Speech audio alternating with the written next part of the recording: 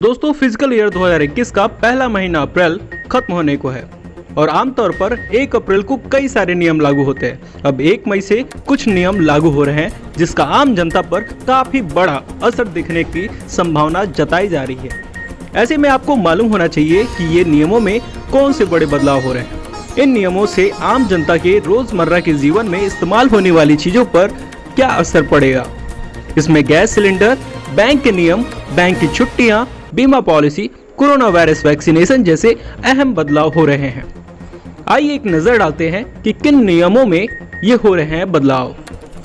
सबसे पहले, अगर आपका एक्सिस बैंक में सैलरी या सेविंग अकाउंट है तो यह नियम आपके लिए है। प्राइवेट सेक्टर के इस बैंक में सेविंग अकाउंट पर कई तरह के चार्जेस को बढ़ा दिया है। 1 मई से एटीएम से कैश निकालने पर फ्री लिमिट पार करने के बाद आपको डबल चार्ज देना होगा। इसके अलावा एक्सिस बैंक ने 1 मई 2021 से न्यूनतम बैंक बैलेंस की लिमिट को भी बढ़ा दिया है। मेट्रो शहर में न्यूनतम बैंक बैलेंस 10,000 रुपए से बढ़ाकर 15,000 रुपए कर दिया गया है। यह सभी घरेलू और एनआरआई ग्राहकों पर लागू होगा। वहीं आरोग्य संजीवनी पॉलिसी की कवर राशि को इरडा ने दुगुना करने का निर्देश दिया है। अब बीमा कंपनियों को 1 मई तक 10 लाख रुपए तक की कवर पॉलिसी पेश करना होगा। इसके पहले पिछले साल 1 अप्रैल से शुरू होने वाली पॉलिसी का अधिक से अधिक कवरेज लिमिट 5 लाख रुपए तक था। सरकारी तेल कंपनियां हर महीने की पहली तारीख को गैस सिलेंडर के भाव में बदलाव करती हैं। इस बार नई कीमतें 1 मई को आएंगी। ऐसे में गैस के दाम की कटौती की जा सकती है या फिर इजाफा किया जा सकता है या फिर कोई बदलाव नहीं किया जा सकता। सब कुछ संभव है। वहीं अगर आपका उम्र 18 साल से ऊपर है तो आपके लिए खुशखबरी है कि तीसरे चरण का वैक्सीनेशन 1 मई से शुरू हो रहा है। इस बार 18 से अधिक उम्र के लोग भी वैक्सीन लगवा सकते हैं।